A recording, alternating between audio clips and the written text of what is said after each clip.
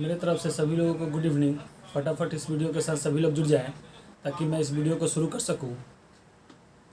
तो जो भी भाई बंधु इस वीडियो के साथ जुड़े हैं वो इस वीडियो को जम के लाइक करें, सब्सक्राइब भी करें, कमेंट भी करें, शेयर भी करें और जितने अपने सर्किल के भाई बंधु हैं सभी लोगों को इस वीडियो के साथ जोड़ने का कोशिश करें। ठीक है, तो देखिए हमने आपको जैसे जैसे एकदम पॉइंट बाय पॉइंट और एक सीरियल से मतलब कि एक सीक्वेंस से मैं आपको बता रहा हूँ, आप लोग देख रहे होंगे। ठीक है, और ये मैं कोशिश करूँगा कि एक दिन आप लोग से मतलब कि ऐसे क्वेश्चन मतलब कि पूछा जाए ताकि आप लोगों को कितना इसके बारे में पता चल रहा है या कैसा लग रहा है, आप लोग इस चीज़ को भली भांति देख सकें।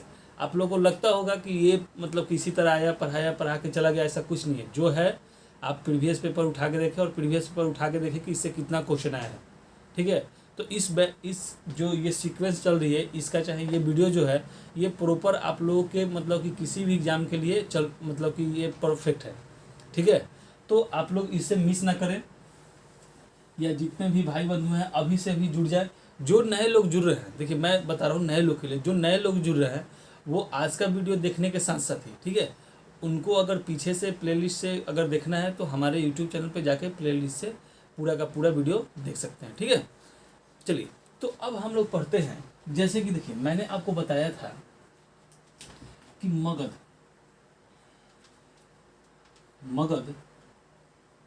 महाजनपद, मैंने बताया था कि कुल 7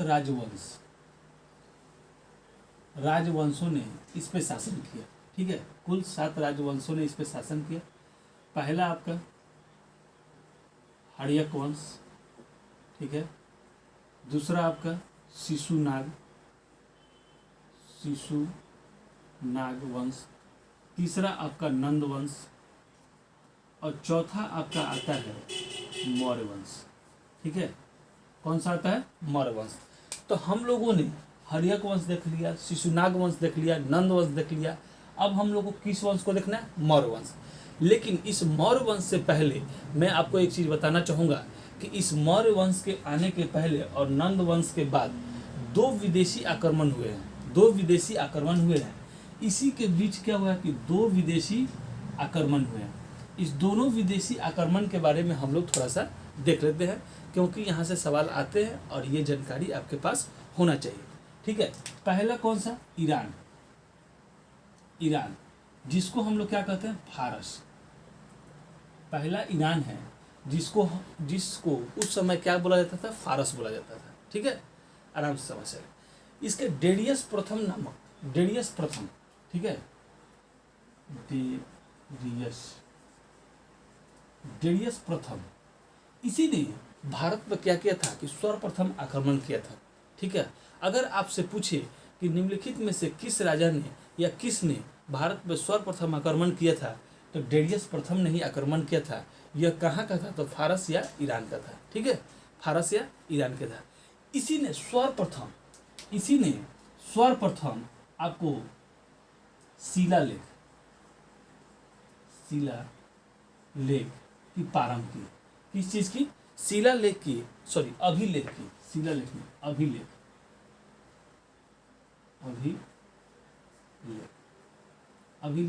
की प्रारंभ की थी। ठीक है, देखिए थोड़ा सा ये डीपली सवाल आपके लिए हो गया कि सर्वप्रथम किसने अभिलेखों की प्रचलन किया था? तो ये डेरियस प्रथम ही किया था और डेरियस प्रथम ने भारत पे सर्वप्रथम आक्रमण भी किया था। ठीक है, अब ये आता है कि सबसे पहले देखिए हम लोग जानकारी ले लें। ठीक है, कि ये थोड़ा आक्रमण से पहले हम लोग थोड़ा सा जानकारी ले लेते हैं कि देखिए नंद वंश के खत्म होने के बाद मौर्य वंश की स्थापना होने लगी थी। ठीक है, लेकिन अभी परिपूर्ण रूप से हुआ नहीं था। पूरा भारत जो कि आज के समय में पश्चिम बंगाल से लेके और ये पंजाब हरियाणा जो भी क्षेत्र है, राजस्थान वगैरह है, गुजरात, ये सब यहाँ तक मतलब कि उस समय मौर्य वंश की क्या हुआ था मतलब कि पकड़ थी। ठीक है, लेकिन थोड़ा सा इसने मौर्य वंश ने पूर्वी क्षेत्रों पे ज़्यादा फोकस किया और वहाँ पे वो सबसे स्ट्रॉन्ग मतलब कि स्ट्रॉन्ग हो गए। लेकिन वो पश्चिमी क्षेत्र पे कम ध्यान देने के चलते वहाँ के जो राजा थे, जैसे कि कहने का मतलब कि उधर पूरब के जो छोटे छोटे राजा थे उनको ये क्या करता था कि जीत के अपने में मिला चुका था। ठीक है, पश्चिम के भी राजा इसके अधीन थे लेकिन इधर ये फोकस नहीं कर पाया, जिसके कारण इसका जो पश्चिमी क्षेत्र के जो राज थे, जिसके छोटे छोटे राजा जो थे वो कमज़ोर पड़ गए और यहीं से विदेशी आक्रमण क्या होता था कि करते थे। ठीक है, और उन छोटे राजाओं को हराकर वो अपने अधीन कर लेते थे। ठीक है, ठीक है। अब एक सवाल ऐसा पूछता है कि डेरियस प्रथम जो है किस वंश का था। डेरियस प्रथम जो है हखमनी वंश अगर इसका पूछ दे, ठीक है, इसका अगर वंश पूछ दे तो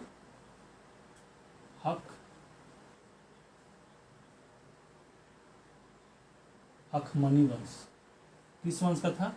हखमनी वंश। हखमनी वंश का यह डेरियस प्रथम था। ठीक है,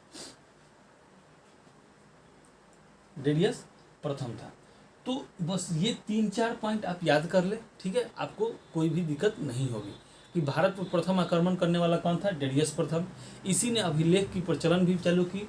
और यह किस वंश का था? तो हखमनी वंश का था। लेकिन हखमनी वंश का संस्थापक आपसे पूछ ले, इस वंश का संस्थापक आपसे अगर पूछ ले कि इस वंश का संस्थापक, इस वंश का संस्थापक अगर आपसे पूछ ले तो ये आपका पीसीएस वगैरह के सवाल के लिए हो जाता है कि साइरस द्वितीय।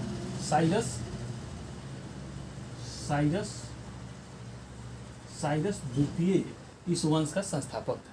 ठीक है, साइरस द्वितीय इस वंश का संस्थापक था। ठीक है, इस ये जो था डेरियस भारत के पश्चिमी क्षेत्र पर आक्रमण करके उसने भारत के गंधार और भारत के जो कंबोज था उसको क्या कर लिया था? जीत लिया था। गंधार और कंबोज आज के समय में मैंने आपको महाजनपद में बताया था कि ये अभी कहाँ पे है, तो पाकिस्तान में थे। वहाँ तक अफगानिस्तान तक भारत का राज था। ठीक है, तो इसने कंबोज और क्या कहते हैं गंधार पे क्या कहता है आक्रमण कर लिया था। इस वंश का अंतिम शासक, हखमनी वंश का अंतिम शासक अगर आपसे पूछे, अंतिम शासक आपसे पूछ लिए तो ये आपका अंतिम शासक जो है वो आपका डेरियस तृतीय है। डेरियस तृतीय। ठीक है, डेरियस तृतीय है। क्या है? डेरियस तृतीय है। और यही दूसरा, अब देखिए दूसरा जो था यूनान का था। ठीक है, यूनान का, इसको क्या कहा गया है? मकदुनिया। ऐसे करो, यूनान। ठीक है, मकदुनिया। ठीक है, मकदुनिया। यहां से किसने आक्रमण किया था? तो ये सिकंदर। किसने आक्रमण किया था? सिकंदर ने आक्रमण किया था। ठीक है, लेकिन सिकंदर कहाँ का था? तो यूनान का था। तो यूनान से ये डायरेक्ट भारत पे तो क्या कर सकता? आक्रमण नहीं कर सकता था। तो इसने क्या कि यूनान के बाद ईरान पे आक्रमण किया। ठीक है, तो उस समय जिस समय इसने सिकंदर ने फारस पे आक्रमण किया उस समय अंतिम राजा डेरियस तृतीय था। ठीक है, उस समय जो था मतलब कि फारस का राजा कौन था? डेरियस तृतीय था। डेरियस तृतीय को सिकंदर ने क्या किया कि हरा दिया। डेरियस तृतीय को क्या किया? हरा दिया। और हराने के बाद हखमनी वंश का क्या किया कि अंत कर दिया और वहीं से उसने अपना कार्यक्रम शुरू कर दिया। इसी बीच में सिकंदर ने दारासा, ठीक है, इस सिकंदर ने दारासा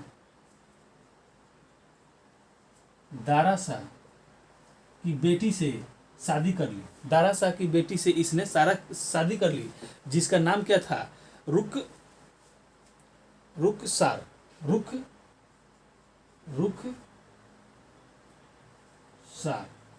क्या नाम था?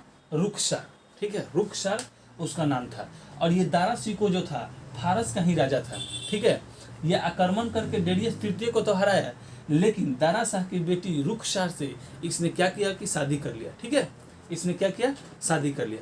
तो चलिए अब हम लोग क्या करते हैं कि सिकंदर के बारे में हम लोग देखते हैं। ठीक है, आराम से इसको देखते जाए, समझते भी जाए। ठीक है, चलिए तो अब आता है कि मकदुनिया यानी कि यूनान आक्रमण। ठीक है, जिसको क्या मकदुनिया कहा गया। ठीक है, मकदुनिया कहा गया। तो यहां से तो आपने देख लिया कि यहाँ के मतलब कि इसका मतलब कि राजा कौन था? तो यूनान के राजा, इस समय यूनान के राजा, ठीक है, क्या यूनान के राजा फिलिप कौन थे? फिलिप थे। ठीक है, यूनान के राजा कौन थे उस समय? तो फिलिप थे। और ये इनका पुत्र, इनका ही फिलिप का ही पुत्र, ठीक है, फिलिप का ही पुत्र कौन था? सिकंदर। सिकंदर था, ठीक है। फिलिप का ही पुत्र कौन था? सिकंदर था। तो पूछता है कि सिकंदर के पिता कौन थे? तो फिलिप थे। अब इसके माता, ठीक है, सिकंदर की माता कौन थी? तो ओलंपिया, ओलंपिया, ओलंपिया, ठीक है। अब देखिए, जैसे कहने का मतलब है कि यूनान का राजा कौन था? तो फिलिप था, और फिलिप की पत्नी का नाम क्या था? तो ओलंपिया था। इसी ओलंपिया ने अपने पति को जहर देकर मार दिया था, ठीक है। किसने? ओलंपिया ने, ठीक है। ओलंपिया ने अपने पति को, जो कि फिलिप था, सिकंदर का पिता था, उसको क्या किया कि जहर देके मार दिया, ठीक है। अब आता है यहाँ से मुख्य रूप से सिकंदर की कहानी, ठीक है। तो देख लीजिए, सिकंदर का मतलब कि सिकंदर का जो नाम था, ठीक है, सिकंदर तो ऐसे सब लोग कहते थे, लेकिन कभी कभी सिकंदर का मतलब कि जो मूल नाम था ये भी पूछ लेता है। तो अलेक्जेंडर, ठीक है, अलेक्जेंडर मैसेडोनिया, अलेक्जेंडर, इसका क्या नाम था?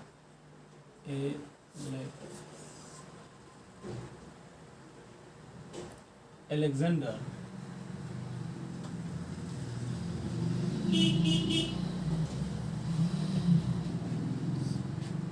मैसेडोनिया, अलेक्जेंडर मैसेडोनिया इसका नाम था। मूल नाम अगर आपसे पूछे, सिकंदर का मूल नाम पूछे, तो अलेक्जेंडर मैसेडोनिया था, ठीक है, अलेक्जेंडर मैसेडोनिया था। अब इसका जन्म जो हुआ था, ठीक है, अब मैं थोड़ा सा आप लोगों को कहानी बता देता हूँ, आप लोग सुनते चले और मतलब मैं लिख दूंगा तो आप लोग समझते भी चलेंगे। 356 जन्म जो हुआ था, देखिए जन्म 356 ईसा पूर्व, यानी बीसी लिख देते हैं। इस बीसी में आपका इसका ईसा पूर्व में हुआ था। कहाँ हुआ था? तो मैसेडोनिया में हुआ था, ठीक है। जन्म कहाँ हुआ था? तो मैसेडोनिया,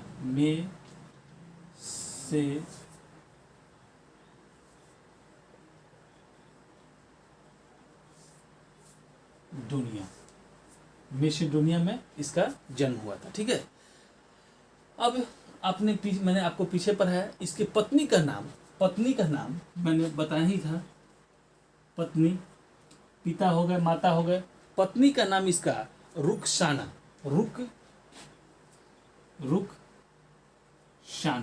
रुकशाना। और इसी को एक और नाम से भी जाना जाता था, क्या? रैक्सोना।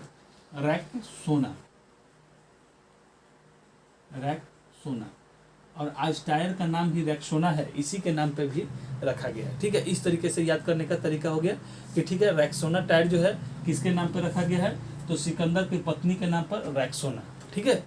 आगे हम लोग बढ़ते हैं, ठीक है। अब कभी कभी एक सवाल पूछ लेता है कि इसके घोड़े का क्या नाम था? घोड़े का नाम आपसे कभी कभी पूछ लेता है। तो घोड़े का नाम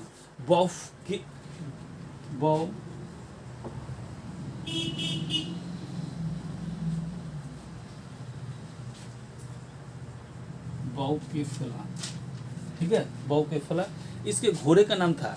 जिस समय यह भारत से वापस जा रहा था, मैं आगे भी आपको कहानी सुनाऊंगा, लेकिन अभी चलते चले, बस ये चीज़ जो इम्पोर्टेंट चीज़ है आप एक बार लिख ले, मेंशन कर ले, फिर मैं आपको कहानी के तौर पे हर एक चीज़ सुनाऊंगा, ठीक है। देखिए, इसके गुरु हमेशा पूछता है कि सिकंदर का गुरु कौन था? तो अरस्तु, ठीक है,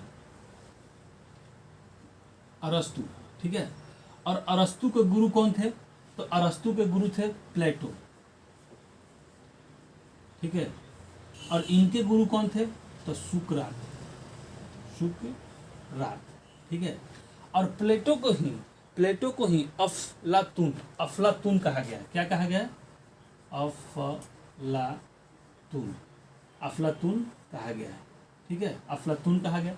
सुकरात जो प्लूटो के मतलब कि गुरु थे, इनको ऐसा कहा गया है कि एक बार यह अपने मतलब कि प्रवचन में या जिस चीज़ में किसी मतलब कि धर्म के बारे में ये बोल दिए थे कि मतलब कि क्या बोलते हैं उसको, बलिदान देना मतलब कि अच्छा नहीं है, निर्जीव को हत्या करना ये अच्छी बात नहीं है, जिसके चलते वहाँ के राजा इन्हें कटोरे में जहर देकर और कटोरे के जहर पिलाकर इनकी क्या कर दी थी? मृत्यु हो गई थी, ठीक है। तो ये आप आराम से समझ गए कि गुरु कौन थे? सिकंदर के गुरु अरस्तु के गुरु प्लूटो के सुकरात, ठीक है। तो कभी कभी ये सीक्वेंस आपसे पूछ लेता है कि किसके गुरु कौन थे, किसको अफलातून कहा गया, तो प्लूटो को ही अफलातून कहा गया। ठीक है, चलिए आगे हम लोग बढ़ते हैं।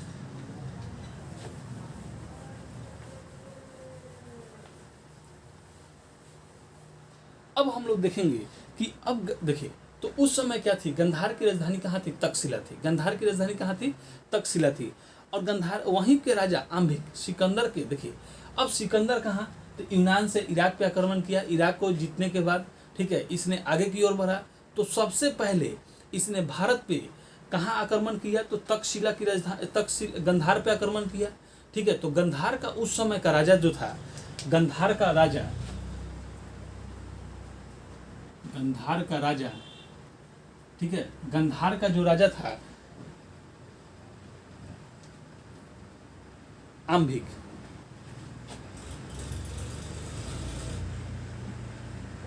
गंधार का जो राजा था वो आम्भिक था। ठीक है, ठीक है।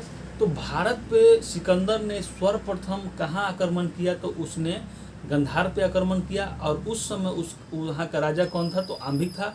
और आम्भिक ने बिना युद्ध किए हुए सिकंदर की अंधीरता को स्वीकार कर लिया।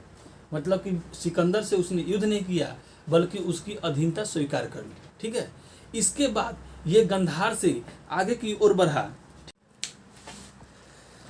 तो देखिए गंधार, तो इसने क्या किया कि आगे वो गंधार की तरफ बढ़ा। ठीक है, क्या गंधार, उस समय गंधार का राजा तो था आम्भिक था। कौन था, आम्भिक, आम्भिक। ठीक है, राजा कौन था, ये राजा जो था आम्भिक था। ठीक है, राजा कौन था, आम्भिक था। इसने क्या किया कि सिकंदर से बिना युद्ध किए उसकी अधीनता को क्या किया कि स्वीकार कर लिया। क्या कर लिया, अधीनता स्वीकार कर ली। सिकंदर से उसने कोई लड़ाई नहीं की बल्कि उसकी अधीनता स्वीकार कर ली। तो आसानी से वो क्या हुआ कि गंधार को जीत गया। इसके आगे जब बढ़ा तो सिंध प्रांत में, किस प्रांत में, सिंध प्रांत जो कि पंजाब। ठीक है, तो वहां का राजा पोरस था। राजा कौन था, पोरस। ठीक है, पोरस था। पोरस क्या था, जो कि पंजाब का राजा पोरस था, वो बहुत ही वीरता के साथ सिकंदर से युद्ध किया। जबकि सिकंदर ने उसने प्रलोभन भी दिया कि अगर तुम मेरी अधीनता स्वीकार कर लेते हो तो मैं तुम्हारी जनता, तो तुम्हारी सेना तुमको कुछ नहीं करूंगा। लेकिन वो पोरस का जो राजा, पोरस जो था, वह कोई भी बात नहीं माना और सिकंदर से वीरता के साथ लड़ाई की। ठीक है, और वीरता के साथ लड़ाई करने के साथ ही उसकी पराजय भी हो गई। फिर भी उसको बंदी बना के जब सिकंदर के सामने लाया गया तो सिकंदर ने पूछा कि बताओ अब तुम्हारे साथ क्या किया जाता है। तो उसने बहुत ही वीरता के साथ जवाब दिया कि जो एक दुश्मन के साथ किया जाता है वही मेरे साथ व्यवहार किया जाए। इस जवाब के साथ ही सिकंदर पोरस से बहुत ही खुश हो गया और उसे अपना मित्र बना लिया। और उसी समय उसकी जो सिकंदर की जो पत्नी थी रक्सोना, उसने आके उसके कलाई पे राखी बांध दी और राखी बांधने के साथ उसको भाई बना लिया। और तब सिकंदर ने बोला कि भारत के आगे के आक्रमण पे तुम मेरा साथ देना। ठीक है, जिसके चलते वो क्या हुआ कि इनकी, देखिए अब ये पोरस की राजा और सिकंदर के बीच, ठीक है, ये किस नदी पे, तो झेलम, किस नदी पे, तो झेलम नदी पे इन दोनों के बीच में युद्ध हुआ था। इन दोनों की सेना, सिकंदर और पोरस की सेना कहाँ भिड़ी थी, तो झेलम नदी पे भिड़ी थी। और झेलम नदी पे से आगे जब उन्होंने बढ़ा तो ब्यास नदी है। ठीक है, क्या नदी है, तो ब्यास नदी है। आगे देखें कब हुआ था, तो ये आपका 326 बीसी में हुआ था। 326 बीसी में यह युद्ध हुआ था झेलम नदी पे, किसके, पोरस और सिकंदर के बीच हुआ था। ठीक है, आगे बढ़े। अब एक सवाल आपसे पूछता है कि जो सिकंदर था, किस पर्वत को पार कर गया था, तो हिंदकुश पर्वत को पार करके आया था, जिसे खैबर दारा कहा जाता है। क्या दारा, खैबर दारा कहा गया है। हिंदकुश पर्वत या खैबर दारा पार करके सिकंदर भारत पर आक्रमण करने के लिए आया था। ठीक है, अब यहां से एक सवाल पूछता है कि सिकंदर की सेना कहां से वापस हो गई, तो व्यास नदी पे जाने के बाद, यहां से आराम से समझ लेंगे कहानी। ठीक है, क्या है कि आज के समय में जो बॉर्डर लाइन है पाकिस्तान और भारत का, मान लीजिए कि ये आपका व्यास नदी है, व्यास नदी है, ठीक है, और ये आपका पूरा का पूरा क्या है, भारत है, यानी मगध है। और इधर जो है पूरा सिकंदर ने कब्जा कर लिया था। किसने? सिकंदर ने कब्जा कर लिया था। जब सिकंदर व्यास नदी पे पहुंची, यानी कि जब सिकंदर की सेना व्यास नदी पे पहुंची तो वो बहुत थक चुके थे, क्योंकि वो यूनान से युद्ध करते हुए और पैदल चलते हुए आए थे, और जो कि व्यास नदी पे पहुंचते पहुंचते बुरी तरीके से थक चुके थे, और वह काफ़ी दिन तक अपने फैमिली से भी नहीं मिले थे, जिसकी याद में वह बहुत मतलब कि बेचैन भी थे। तो उन्होंने सिकंदर की लाख प्रयास करने के बावजूद भी उसकी सेना व्यास नदी पार करने से इनकार कर दिया, और वह वहीं से क्या हुआ कि वापस हो गया। तो आप एक चीज़ याद रखेंगे कि जब सिकंदर की सेना व्यास नदी से पार कर रही थी तो थल सेना का अध्यक्ष सेल्यूकट निकेटर था, और जल सेना का अध्यक्ष कौन था? नियाकस। ठीक है, कौन था? निर्याकस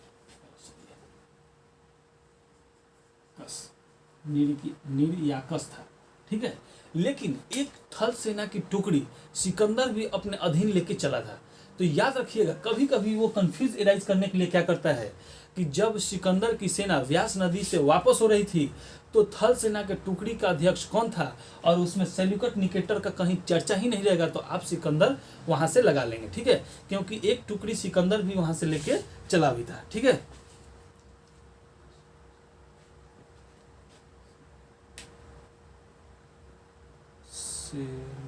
कस कर लीजिए, सेलुकस निकेटर। ठीक है, सेलुकस निकेटर। ठीक है, अब क्या हुआ कि यहां से 323 बीसी में सिकंदर की मृत्यु हो गई। क्या हो गई? मृत्यु हो गई। कहाँ हुई है भैया? तो बेबीलोन में इसकी मृत्यु हो गई। कहाँ हो गई? बेबीलोन में इसकी मृत्यु हो गई। ठीक है, इराक जगह है, इराक। ठीक है, इराक जगह, एक इराक में जगह है बेबीलोन, वहां पे इसकी क्या हुई कि 323 बीसी में इसकी मृत्यु हो गई। इसकी मृत्यु के कुछ ही समय के बाद या कुछ ही दिन के बाद इसके घोड़े की भी मृत्यु हो गई।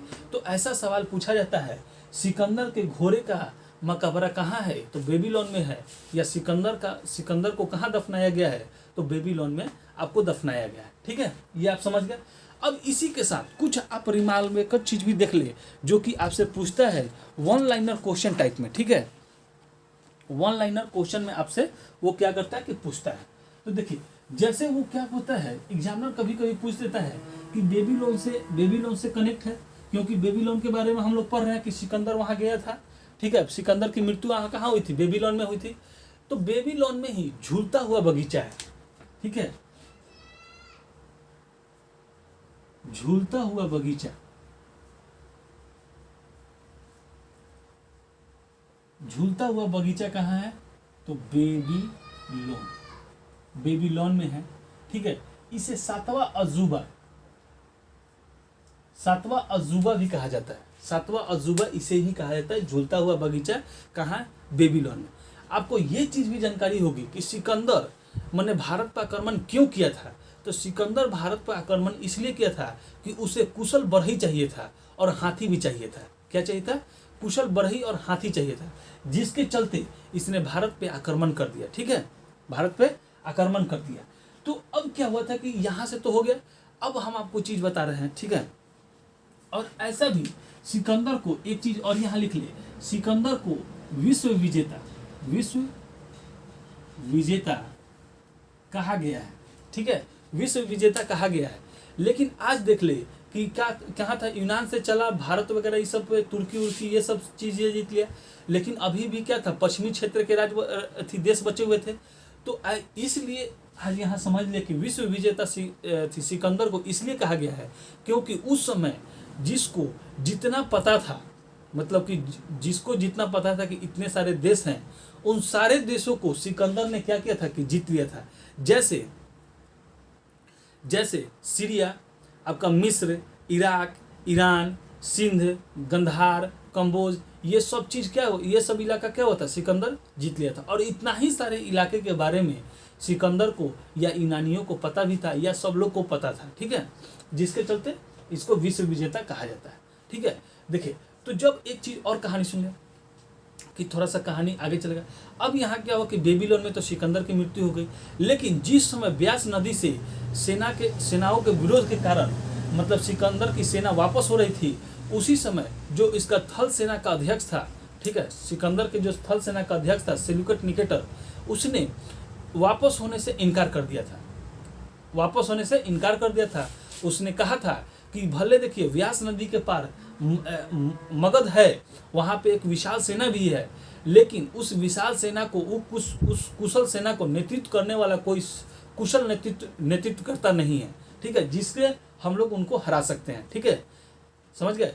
तो वो वापस नहीं होना चाहता। तो कभी कभी ये पूछता है कि मतलब कि कौन ऐसा मतलब कि सिकंदर का कौन सा ऐसा अध्यक्ष था जो कि मतलब कि व्यास नदी से वापस नहीं आना चाहता था और वो युद्ध करना चाहता था मगध से, तो वो आपका सेल्यूकस निकेटर था, ठीक है। जल सेना का अध्यक्ष नियार्कस था, वो वापस हो गया था, सिकंदर भी वापस है, ये भी वापस है। लेकिन बेबीलोन में जैसे सिकंदर की मृत्यु हुई, सेल्यूकस निकेटर ने एक सेना को तैयार किया और सेना लेकर फिर वो भारत की ओर चल दिया, ठीक है, सेना को लेकर बेबीलोन से ही भारत की ओर चल दिया, भारत पे आक्रमण करने के लिए। लेकिन उसको ये पता नहीं था कि यहाँ पे अब कहानी मगध पे कहानी क्या हुआ था, मगध की कहानी अब बदल चुकी थी। मगध पे धनानंद का माने नंद वंश का मतलब कि साम्राज्य ना रहकर अब मौर्य वंश का हो गया था, क्योंकि चंद्रगुप्त मौर्य, देखिए धनानंद को मतलब कि सिकंदर का आक्रमण के लिए किसने, चाणक्य ने बताने गए, लेकिन चाणक्य की घोर मतलब कि बेइज्जती करके उसे वहां से भगा दिया, जिसके चलते चाणक्य ने मतलब धनानंद से बदला लेने के लिए चंद्रगुप्त मौर्य को प्रशिक्षित किया और चंद्रगुप्त मौर्य से आक्रमण करवा के धनानंद की मृत्यु करवा दी, ठीक है। तो यहाँ पे अब मगध पे, ठीक है, किसका राज हो गया था, तो मौर्य वंश का स्थापना हो गया था, मौर्य वंश का स्थापना हो गया था, ठीक है। जहाँ का राजा कौन था, तो चंद्रगुप्त मौर्य था,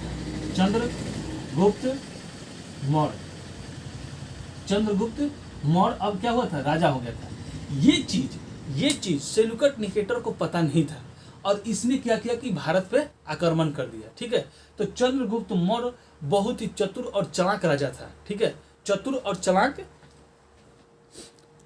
चालाक राजा था। इसने क्या किया कि जो सेल्यूकस निकेटर का मतलब कि सेना था, उसको धीरे धीरे करके उस मतलब कि बाढ़ वाले क्षेत्र में लेके चला गया, क्योंकि जिस समय सेल्यूकस निकेटर ने भारत पे आक्रमण किया था, उस समय क्या था कि बाढ़ वाली समय थी, बाढ़ भारत में आने का जो समय था, उसी समय सेल्यूकस निकेटर ने मतलब कि भारत पे आक्रमण कर दिया, ठीक है। और इसने सेल्यूकस निकेटर की सेना को बाढ़ वाले का इलाके में लेके चला गया और सेल्यूकस निकेटर समझ रहा था कि हम अपने रथ के बल पे क्या करेंगे कि उनको जीत लेंगे, ठीक है। तो जैसे ये बाढ़ वाले इलाके पे गए, इनकी रथ धंस गई, घोड़ा धंस गया, ठीक है, जिसके चलते इनकी क्या हुई, हार हो गई, ठीक है। और हार होने के साथ ही सेल्यूकस निकेटर ने चंद्रगुप्त मौर्य के सामने एक प्रस्ताव रख दिया कि हमारी बेटी से आप शादी कर लें, ठीक है। सेल्यूकस निकेटर की पुत्री हेलेना थी, ठीक है, जिसकी शादी चंद्रगुप्त मौर्य से उसने प्रस्ताव रख दिया। अब हेलेना का एक और भी नाम होता है, ठीक है, कार्लिया,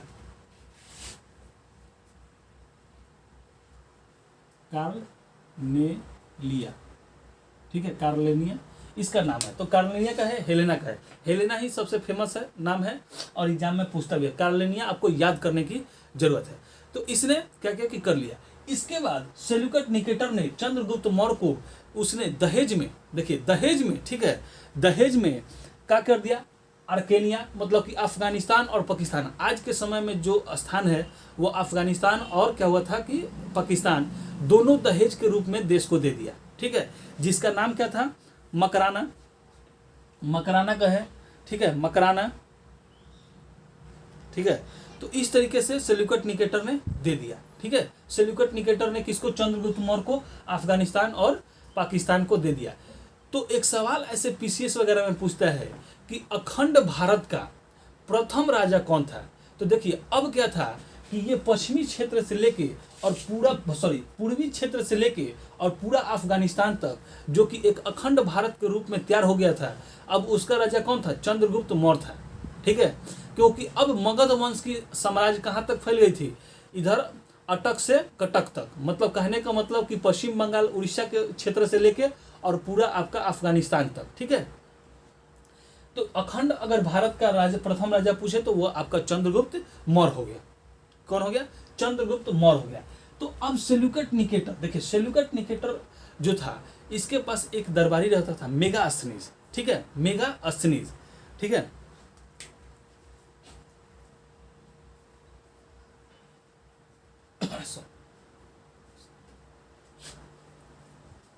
मेगास्थनीज। ठीक है, मेगास्थनीज को क्या किया कि इसने कार्लिनिया के पास कार्नेलिया के साथ साथ वहां से क्या किया था कि भेजा था। ठीक है, चंद्रगुप्त मौर्य के दरबार में। तो यहाँ से 2 क्वेश्चन आपसे 3 क्वेश्चन हो गए कि मेगास्थनीज किसके मतलब कि किसके दरबार में रहता था? तो चंद्रगुप्त मौर्य के दरबार में रहता था, क्योंकि सेल्यूकड निकेटर ने ही चंद्रगुप्त मौर्य को हेलेना के साथ सेल्यूकड निकेटर ने ही मेगास्थनीज को हेलेना के साथ मतलब कि भेजा था कि उसको देख रेख करने के लिए, क्योंकि यह कहाँ की थी? यूनान की थी। वहाँ का खान पान रहन सहन अलग था।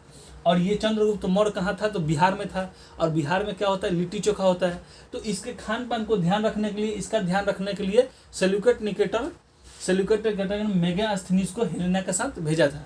तो ये पूछता है कि मेगास्थनीज किसके राज दरबार में रहता था? तो चंद्रगुप्त मौर्य के दरबार में रहता था। अगर ये कहानी आपके दिमाग में छप गई तो ये आप कभी भूल नहीं पाएंगे। ठीक है, इसीलिए कभी कभी पूछता है कि मेगास्थनीज की पुस्तक कौन सी? इंडिका। ठीक है, कौन सी? इंडिका।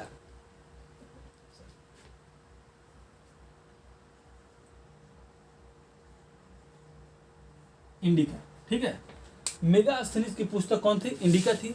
और इसी इंडिका में मतलब कि भारत का पूरा विवरण है। ठीक है, और यहाँ से एक क्वेश्चन आता है कि भारत को कितने भागों में मेगास्थनीज ने बांटा था?